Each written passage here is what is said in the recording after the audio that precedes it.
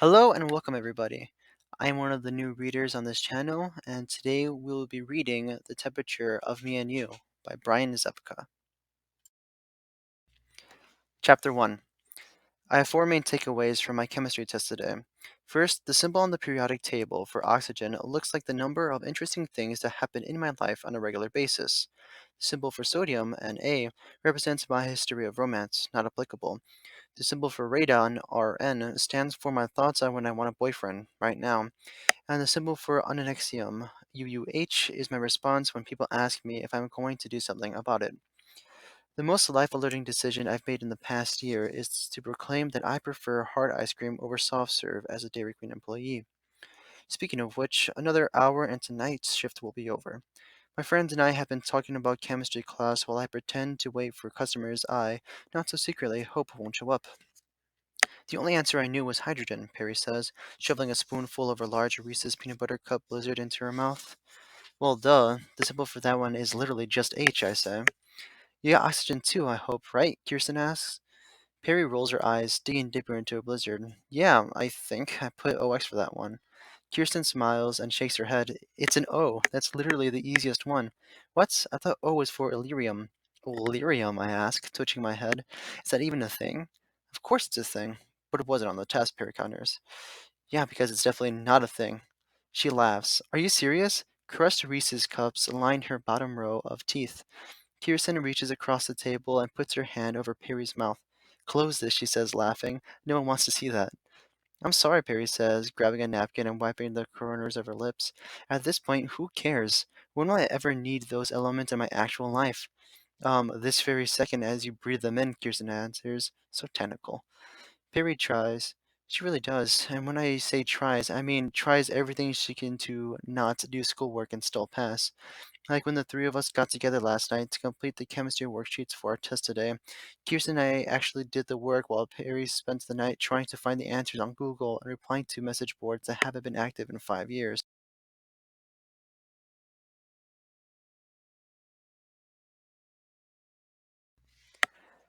Unlike Kirsten, who is banking on her good grades for college, Perry Lyle is piling all her hopes into a cheerleading scholarship.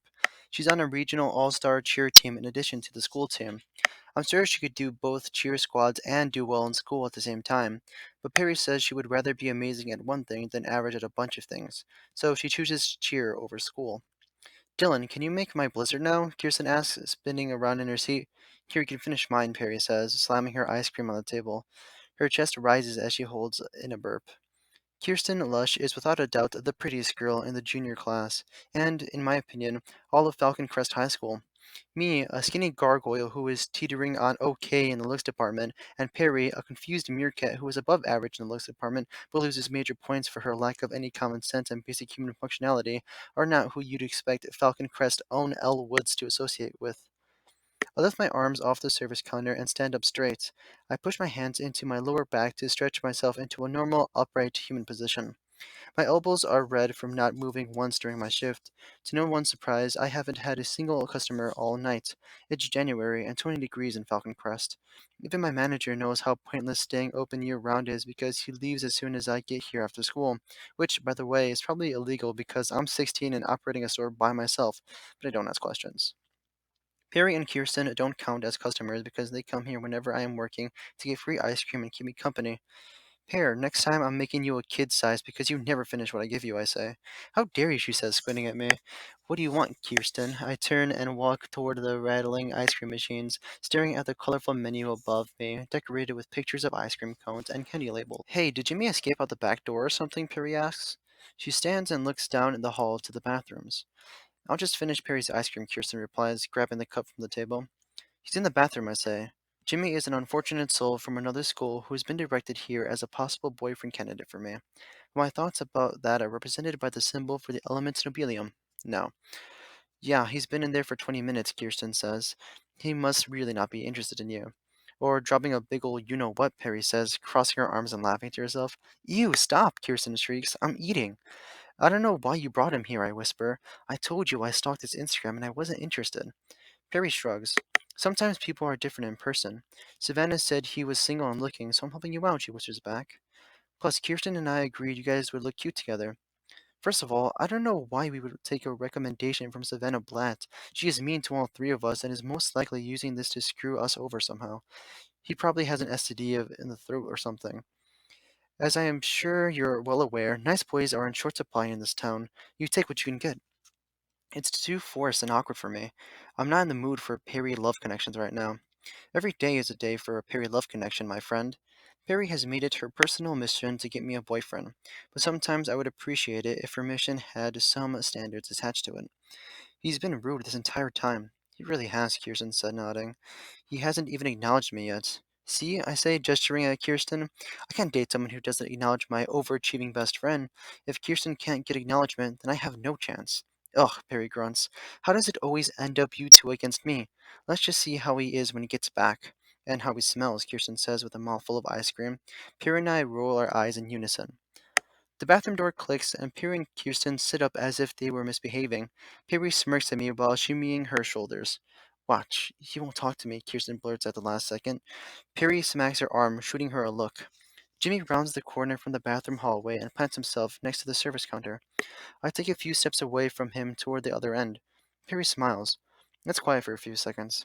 He's so out of place. Even if I didn't like him, he would never mesh well with the three of us. He looks like a church boy who just came from Sunday service or something. He's wearing thin, slip-on brown leather shoes that I swear my dad also owns, khaki pants, and a button-up shirt that's tucked in. Meanwhile, my shaggy, curly hair is reminiscent of a tumbleweed, and ice cream is splattered across the front of my shirt and arms. Kirsten's long brown hair rolls down her back in knotty waves. Perry's blonde hair is tied on the top of her head into a baseball-sized bun with a polka dot scrunchie. They are both wearing leggings, sneakers, and their cheerleading hoodies. Did you want anything? I ask, tapping my fingers on the counter. I want to fling a spoonful of hot fudge at Jimmy to mess up his clean-cut image. No, I'm good, he says. Did I hear you guys talking about chemistry? I don't respond. Instead, I stare at Perry, raising my eyebrows and waiting for her to say something, since this is her guest after all. We were, she says. We had a test on the periodic table and had to match all the elements with their symbols and stuff. Dylan over here aced it, didn't you, Dill? She smirks. We did that stuff like freshman year in my school, Jimmy says. I resist the urge to roll my eyes again. I thought it was fine, I say. I don't know about acing it, though. But I didn't bomb. I aced it, Kirsten says. Nice, man, Jimmy exclaims. I jerk my head back at his enthusiasm. Right on. He extends his arm and puts his palm up. I scan it with my eyes, tracing the lines on his skin. He leaves it in the air for what I'm assuming is a high five. I want to melt into a puddle like a vanilla ice cream cone, be washed up with a mop, wrung out, and never be seen again. Kirsten's and Perry's lips curl in, ready to burst from laughter, knowing I'm going to have to partake in this bro moment. I take a few steps toward him, because he's too far for me to reach, and lightly tap his palm with mine, inwardly cringing. My teeth are clenched. Thanks, I say, clearing my throat. He inspects his palm, then wipes it on his pants. I must have left some sticky residue on his hand. At least the interaction wasn't a total waste. Perry lets out her laughter in the form of a burping grunt. Yikes, Jimmy says to me. Not hard to see why you did better on the test than these slobs. He laughs to himself, then taps my arm with the back of his hand. I said I aced it, Kirsten says, squinting at him. Jimmy ignores her comment. I retreat into my phone, wondering how long this guy is going to stand here for. Oh, Perry gasps. Our newest paint by numbers kits just shipped. Yay, Kirsten squeals, right on time. We try to complete a new paint by numbers piece each season. We just completed our Christmas themed canvases last week. But we finished past our deadline, or rather Kirsten's deadline, and didn't get to see the finished products before the holiday. As a result, Kirsten forced us to order our spring kits earlier than expected so we wouldn't fall behind. You can't just paint on your own, Jamie asks. You need little numbers to tell you where to put a color, he laughs. No, actually, I don't need the numbers, Perry snaps. It's just more relaxing that way. I like to see you try. Doesn't mean you're actually good at painting. What the? Perry stands. I clear my throat. I need to start cleaning up to close the store. I lie. Everyone should probably go. I exhale. What? Perry asks. But we. I slice my neck with my hand and glance at Jimmy. She nods. Good idea. I can wait around after everyone leaves if you want, Jimmy asks. I blush. No, it's okay. Closing the store takes a while, I lie again. You don't have to stand here that whole time. He nods. Here, take my number. I start. I stare at him, my mouth hanging slightly open.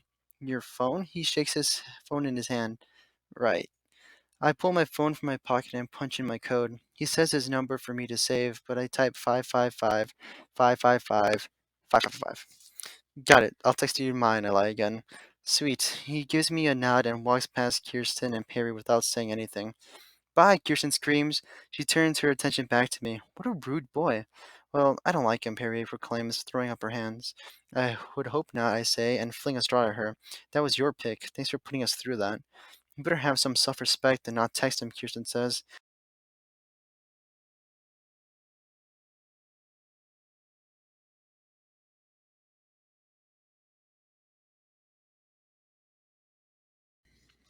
I'm not going to. I didn't even type in his number. Oh, you're a player, Perry says, winking. Shut up. I can't deal with you guys anymore. His shoes were so weird, Kirsten says, crossing her legs. If he was going for classic vintage, he completely missed the mark. Right? He looked like an old creeper, Perry says. She strains her back. Oh my gosh, her eyes widen. What if he is a creeper and gets mad when you don't ever text him and he stalks you and kills you? Remember that school assembly we had where the cop talked about the girl who was killed by the guy who found her through his social media? Are you kidding, Perry? I ask. Why would you say that? What if he is, though? It could totally happen. He knows where I work and go to school, and he could probably figure out where I live from my Instagram. Maybe I need to make my account private. Calm down, he's not, Kirsten says, dismissing the claim with a hand wave. Savannah said she knows his family. Next time you see Savannah, tell her I'll handle my love life from now on, I say. What love life? Perry asks. My potential love life. It has great potential, Kirsten says. Thanks, Kirsten. I think so too. I don't. You're ugly and smell bad, Perry says, smiling. I laugh and scoop a pile of rainbow sprinkles into my hand, then chuck them at her. She screams and runs to the other side of the store. I keep throwing them as she tries to dodge. Kirsten remains seated. She wipes the sprinkles that landed on the table into her hand, escorting them carefully to the nearest trash can. Are you done? Perry asks, brushing the sprinkles out of her hair. Yes, because I realize I have to clean up this mess now. I thrust my hands on my hips.